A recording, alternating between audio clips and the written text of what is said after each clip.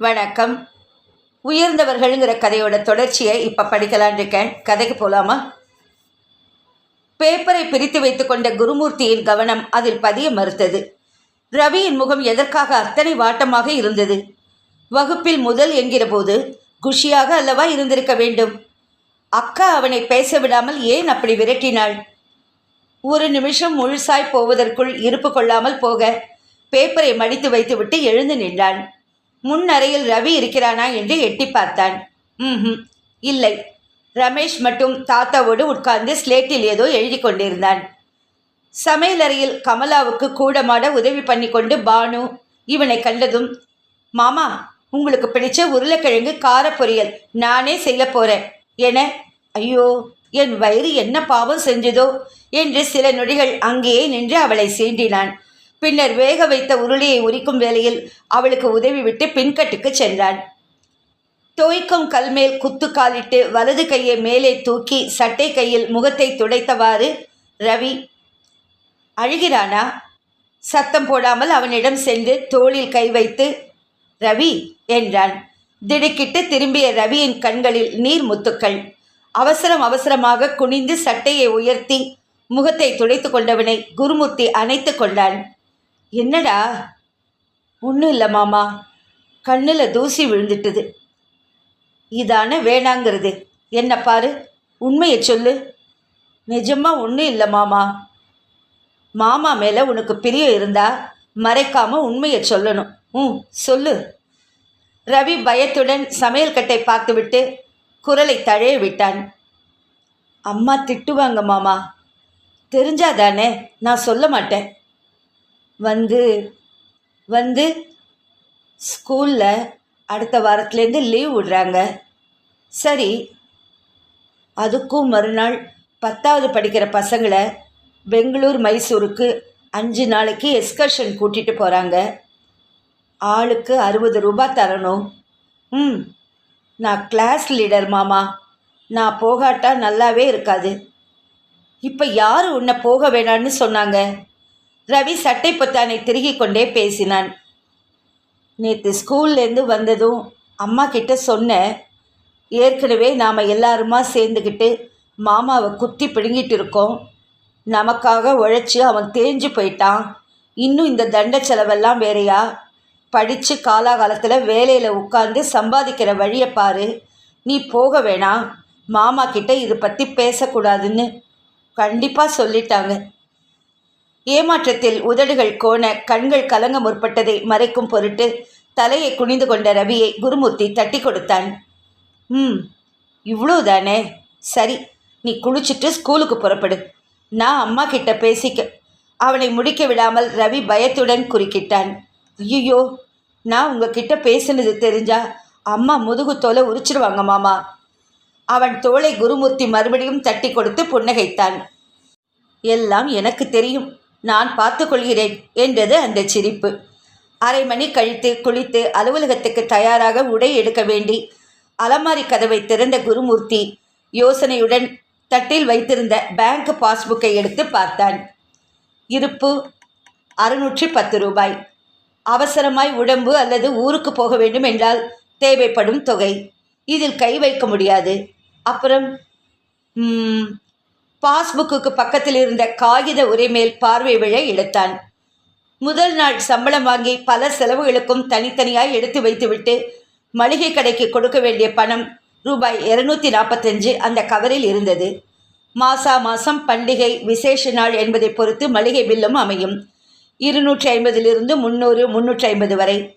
குருமூர்த்தி நாணயஸ்தன் என்பது தெரிந்ததால் இன்று வரை மளிகை கடை ரெட்டியார் எவ்வளவு கொடுக்கிறாய், ஏன் பாக்கி வைக்கிறாய் என்று எந்த கேள்வியும் கேட்காமல் கொடுப்பதை வாங்கிக் கொள்கிறார். போனஸ் வரும்போது சொச்ச பாக்கியை சுத்தமாய் குருமூர்த்தியும் தீர்த்து விடுவது வழக்கம். இப்போது ரவி எக்ஸ்கர்ஷன் போக வேண்டும் என்றால் இந்த பணத்தை தொடுவதை தவிர வேறு வழியே இல்லை. 60 ரூபாய். பணத்தோடு அந்த மாத தேவைக்கான மளிகை லிஸ்ட் எழுதி வைத்திருந்த தாளை குருமூர்த்தி வெளியே எடுத்தான். மளிகை பட்டியலை தொடர்ந்து சோப், எண்ணெய் வகைராக்கள், ஷேவிங் சோப்பும் தலைக்கு தடவிக்கொள்ளும் வாசனை தைலமும் வேலைக்கு செல்லும் தம்பிக்கு அவசியமானவை என்கிற ஆதங்கத்துடன் ஒவ்வொரு மாதமும் விடாப்பிடியாய் சேர்க்கப்படுபவை. சாதாரண சோப்பை குழைத்து தடவினால் நுரை வராதா என்ன? எதற்காக தனி ஷேவிங் சோப்? அக்கா குழந்தைகள் தடவிக்கொள்ளும் தேங்காய் எண்ணெய்க்கு என்ன குறை? அதை தவிர்த்து எதற்காக இந்த வாசனை எண்ணெயை அதிக விலை கொடுத்து வாங்க வேண்டும்? பேனாவை எடுத்து லிஸ்டில் இருந்து 2 ஐட்டங்களையும் அளித்தபோது அடுத்த மாத பில்லில் சில ரூபாய்கள் குறையக்கூடும் என்கிற நினைப்பு லேசான நிறைவை எழுப்பியது. ஈரத்தலையை வாரி வேட்டி துண்டு சகிதம் சமையல் அறைக்குள் நுழைந்தபோது அக்கா தட்டுகளையும் டம்ளர்களில் நீரையும் தயாராக வைத்திருந்தாள். சாப்பிட்டு கொண்டே குருமூர்த்தி ரவியை பேச்சுக்கு இழுத்தான். ஏண்டா ரவி, லீவு எப்போ ஆரம்பிக்குது? அடுத்த வாரம் மாமா. எல்லா ஸ்கூல்லையும் படிக்கிற பசங்களை இங்கே அங்கே கூட்டிகிட்டு போவாங்களே, அந்த மாதிரி எக்ஸ்கர்ஷன் உங்கள் ஸ்கூலில் எதுவும் கிடையாதா? தடக்கென்று அவன் விஷயத்துக்கே வந்துவிட ரவி திருத்தான். வாயில் போட்டுக்கொண்ட சோற்றை விழுங்க மறந்து ஸ்தம்பித்தான். என்னடா கேட்கறது காதுல விழலியா? இப்போது கமலா மகனின் உதவிக்கு வந்தாள். வேலை ஏற்றவங்க எங்கே வேணா சுத்தட்டும், நமக்கு என்ன தம்பி, நீ இலையை பார்த்து சாப்பிடு, வெச்ச பொரியல் அப்படியே இருக்கு பாரு. இல்லைக்கா, அந்தந்த வயசில் அனுபவிக்க வேண்டியதை விட்டுடக்கூடாது. இவங்க ஸ்கூலில் பெங்களூர் மைசூர் கூட்டிகிட்டு போகிறாங்கக்கா. பசங்கங்கிறதுனால எக்கச்சக்கமாக கன்செஷன் ரொம்ப மலிவாக ஏற்பாடு பண்ணியிருக்காங்க தெரியுமா? 60 ரூபா தான். இந்த பணத்தில் நாம் இவனை கூட்டிகிட்டு போய் வர முடியுமா சொல்லு? உற்சாகமாய் பேசியவனை அழுந்த பார்த்தாள் கமலா. பின் மகனை ஏறிட்டு மிரட்டலாக கேட்டாள். சொன்னியாடா? அது வந்துமா, அவனை ஏங்கா திட்டுற? அவனா எதுவும் சொல்லலை, நானாக தான் தெரிஞ்சுக்கிட்டேன். நான் ஏற்கனவே சொன்ன மாதிரி அனுபவிக்க வேண்டிய பருவத்தில் அனுபவிக்கணும்க்கா. நீ வீணா அவனை கோச்சுக்காத. டே ரவி, என் டேபிள் மேலே 60 ரூபா தனியாக புஸ்தகத்துக்கு அடியில் வச்சுருக்கேன், எடுத்துகிட்டு போய் ஸ்கூலில் கொடு. கிளாஸ் லீடர் நீ போகாட்டா எப்படிரா? அவன் குதித்து கொண்டு ஓட மற்றவர்கள் சாப்பிட்டு எழுந்து செல்லும் வரை காத்திருந்து விட்டு அக்காவை பார்த்து சமாதானம் செய்கிற மாதிரி குருமூர்த்தி பேசினான். சின்ன பையன்கா, போயிட்டு தான் வரட்டுமே, இப்போ போகாட்டி அப்புறம் எப்போ தான் போகிறது? நல்லா படிக்கிற பிள்ளை, இப்படி சின்ன சின்ன விஷயங்களில் விட்டு கொடுத்து உற்சாகப்படுத்தினா தானே நாளைக்கு தட்டி அதட்டி வேலை வாங்க முடியும். ஏதோ ஆசைப்படுறான், நீ ஒன்றும் சொல்லாதக்கா ப்ளீஸ். கமலா சரக்கென்று தலை நிமிர்ந்தாள். அந்தந்த வயசு ஆசா பாசங்களை பற்றி 100 கிழவ நாட்டம் வாய் கிழிக்கிறியே, அந்த புத்திமதி உனக்கு மட்டும் செல்லுபடி ஆகாதா? தெரியாமத்தான் கேட்குறேன். உனக்குன்னு மனசில் எந்த ஆசையும் இல்லையா? ஒருத்தியை கட்டிக்கிட்டு வெளியில் வாசலில் கூட்டிகிட்டு போகணும், நமக்குன்னு ஒரு ஸ்கூட்டர் வாங்கிக்கணும், நல்லதா டெர்லின் பேண்ட் ஷர்ட்டு தைச்சுக்கணும்னு மற்றவங்க மாதிரி எந்த விருப்பமுமே கிடையாதா? நாய் உழைச்சி சம்பாதிக்கிற காசை உனக்குன்னு வச்சுக்காம இந்த பிள்ளைங்களுக்காகவும் எனக்காகவும் வாரி இறைக்கிறியே, என்ன ஜென்மண்டா நீ? தம்பி, உன்னை உயிரோடு வதைக்கவே நானும் என் பிள்ளைகளும் வந்து சேர்ந்திருக்கோம். கடைசி வரிகளை தெளிவாக பேச முடியாமல் கமலாவின் தொண்டை அடைத்து போயிற்று. ஒருவித கையாலாகத்தனத்துடன் விசும்ப முற்பட்டவளை ஏறிட்டு குருமூர்த்தி இதமாக புன்னகைத்தான். சரியான பைத்தியங்கா நீ, வேண்டாததெல்லாம் கற்பனை பண்ணி உன்னை குழப்பிக்கிறதோடு இல்லாமல் பசங்களையும் வாட்டி எடுக்கிற. இப்போ என் சந்தோஷத்துக்கு என்ன குறை? இவ்வளவு மகிழ்ச்சியோட எத்தனை பேர் வாழறாங்கங்கிறது சந்தேகம்தான். உனக்குன்னு ஆசையே இல்லையான்னு கேட்டியே, ஏன் இல்லாம? நிறைய இருக்குக்கா, சொல்லட்டுமா? கேட்டுக்கிறியா? ரவியை என்ஜினியரா ஆக்கணும், பானுவை டாக்டரா, ரமேஷ் பையனை கலெக்டரா. இந்த குருமூர்த்தி பசங்களை பாருங்கடா, ஒன்றை விட ஒன்று புத்தியிலையும் குணத்திலையும் மிஞ்சுதுங்களேன்னு ஊரே வியக்கணும். எப்படி எத்தனாம் பெரிய பேராசைகள் பாத்தியா? எனக்கு என்னக்கா குறை? லட்டு உருண்டைகளா பிள்ளைங்க, தாயாட்டா அக்கா, பெரியவரா அப்பா. சத்தியமாக சொல்கிறேன், எனக்கு வேறு எதுலேயுமே நாட்டமே இல்லைக்கா. நீ என்னை நம்பு. இனி ஒரு தரம் அனாவசியமாக எதையாவது நினச்சிக்கிட்டு குழந்தைகளோட சின்ன சின்ன ஆசையை கூட நிறைவேற்ற விடாமல் செஞ்சிடாதக்கா, தயவு பண்ணி. சொல்ல வேண்டியதை தெளிவாக சொல்லி முடித்ததும் உணர்ச்சி வசப்பட்டு விட்டதை அடக்க தண்ணீரை குடித்து குருமூர்த்தி தன்னை ஆசுவாசப்படுத்தி கொண்டான். பின்னர் எதுவுமே நடக்காத மாதிரி மோர் ஊத்துக்கா என்று கேட்டு சாப்பிடுவதை தொடர்ந்தான். அப்பா இப்போதைக்கு சாப்பிட மாட்டார். டியூஷனுக்கு வந்திருக்கும் பையன்களை அனுப்பிவிட்டு மெதுவாக குளித்து ஆற அமர அவர் வந்தால் அப்பாவும் பெண்ணுமாக ஊர்க்கதை பேசிக்கொண்டு சாப்பிட உட்காரும்போது மணி 12க்கு மேலேயே ஆகியிருக்கும். காலையில் 4 டியூஷன், மாலையில் 2. இவை தவிர சனி ஞாயிறு தினங்களில் இன்கம் டேக்ஸ் கமிஷனர் மகன்களுக்கு வீட்டுக்கு போய் சொல்லித் தருவது வேறு. வயசான காலத்தில் எதற்காக இத்தனை சிரமப்படுகிறீர்கள் என்றால் பதில் கூறாமல் சிரிப்பார். உன் பங்கை நீ செய்யும்போது என் பங்கை நான் செய்ய வேண்டாமா என்று அந்த சிரிப்பு கேட்கும். குருமூர்த்தியின் சம்பளம் 720. வக்கீல் வீட்டில் பகுதி நேர வேலை செய்வதில் வருவது 280. வெங்கடாஜலம் டியூஷன் மூலம் கொண்டு வருவது 250. தன்னால் ஆன உபகாரமாய் பகல் நேரத்தில் சோம்பி உட்காராமல் பிளாஸ்டிக் பை கூடை பின்னி கமலா சம்பாதிப்பது 75லிருந்து 100 வரை.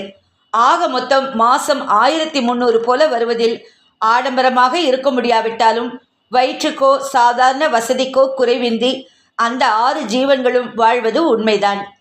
ஆனாலும் குழந்தைகள் வளர வளர அவர்களது படிப்பு இதர தேவைகளும் வளர்ந்து வருவதில் திடுமென்று ஒரு எதிர்பாராத செலவு வந்தால் கடன் வாங்காமல் இருப்பதற்குள் திண்டாடித்தான் போகிறது. ரவியை பெங்களூர் மைசூருக்கு அனுப்பின கையோடு பானுவும் ரமேஷும் தாங்கள் எங்கும் போகவில்லை என்று இயங்கக்கூடாது என்பதற்காக ஒரு ஞாயிறன்று குருமூர்த்தி தானே அவர்களை மகாபலிபுரம் அழைத்து போய் வந்தான். வக்கீலிடம் 2 நாள் லீவு வாங்கி கொண்டு ஒரு நாள் மெரினா பீச்சுக்கும் இன்னும் ஒரு நாள் ராஜகுமாரி தியேட்டரில் ஆளுக்கு 1.25 ரூபாய் கொடுத்து டிக்கெட் எடுத்து ஆங்கில கார்ட்டூன் படத்துக்கும் இட்டு சென்றான். இவ்வளவு செலவுகளினாலும் அந்த மாதம் மட்டும் கிட்டத்தட்ட 100 ரூபாய் உபரியாய் செலவழிக்க வேண்டி வந்துவிட்டதை தாளமாட்டாமல் கமலா சொல்லி காட்டிய போது தனது மாமூல் கேள்வியான இந்த வயசில் அனுபவிக்காம அப்புறம் எப்போதாக்கா அனுபவிக்க போகிறாங்க என்பதையே எதிர்கேள்வியாக கேட்டு அவளை பேசாது இருக்க செய்தான். ஹலோ, 431188. ஆமாம், வணக்கங்க. கலெக்டர் இருக்காரா? எஸ்பி கடலூர்லேருந்து பேசுகிறேன். வணக்கம் தம்பி, நான் கலெக்டரோட மாமா குருமூர்த்தி பேசுகிறேன். ரமேஷ் வீட்டில் இல்லை, யாரையோ பார்க்கணுன்னு வெளியில் போயிருக்கார். முக்கியமான தகவல் ஏதாச்சும் சொல்லணுமா? அர்ஜெண்ட்டாக ஒன்றும் இல்லைங்க, ஒரு விவரம் கேட்டிருந்தார், அவ்வளவுதான். நான் மறுபடி சாப்பாட்டு நேரத்தில் ஃபோன் பண்ணுறேன்னு சொல்லுங்கள். நீங்கள் நல்லா இருக்கீங்களா சார்? இருக்கேன் தம்பி. வீட்டில் எல்லாரும் நல்லா இருக்காங்களா? உங்கள் ஆசீர்வாதத்தில் எல்லாம் சுகம்தான் சார். அப்புறமா நீங்கள் கடலூர் பக்கம் வரவே இல்லையே? குருமூர்த்தி மென்மையாய் சிரித்தார். வரேன், ரிட்டையர் ஆயாச்சுன்னா அடிக்கடி வர வேண்டியது தானே, வேறு என்ன வேலை? ரமேஷ் வந்தால் சொல்கிறேன் தம்பி. வணக்கங்க. தொடர்பை துண்டித்து வழக்கமான இடமான ஆடு நாற்காலியில் குருமூர்த்தி வந்து அமர்ந்தபோது முகத்தை விட்டு சிரிப்பு இன்னும் மறையாமல் இருந்தது. மெதுவாக அசைந்து கொண்டே பார்வையை சுழல விட்டார். பெட்டி போன்ற வீடு, ஒரு கிரவுண்ட் நிலத்தில் கச்சிதமாய் திட்டமிடப்பட்டு நாகரிக தேவைகளுடன் அழகாய் கட்டப்பட்ட வீடு. தோட்டம் என்று பெரிசாக பீற்றிக்கொள்ள முடியாவிட்டாலும் காம்பவுண்டுக்குள் காலடி வைத்ததுமே மனசை கொள்ளை கொள்ளுகிற மாதிரி வரிசையாய் நின்று பூத்து குலுங்கும் செம்பருத்தி, அரளி, நந்தியாவட்டை செடிகள், ஒரு ஜாதி பந்தல், துளசி மாடம், இல்லை என்று சொல்லாமல் வருஷத்தில் 3/4 நாட்கள் மாறி மாறி தார் தள்ளி கொண்டிருக்கும் வாழைகள், கிணற்றடி பக்கமாய் ஒரு கருவேப்பிலை கன்று, அரைநெல்லி மரம். போதும், எதேஷ்டம். வீட்டுக்குள்ளும் எந்த வசதிக்கும் குறைச்சல் இல்லை. இரட்டை படுக்கை அறைகளிலும் கட்டில்கள், கூடத்தில் சோஃபா செட், கலர் டிவி, சமையலறையில் fridge, mixie, pressure cooker, gas அடுப்பு, எல்லாம் மூத்தவன் ரவியின் உபயங்கள்.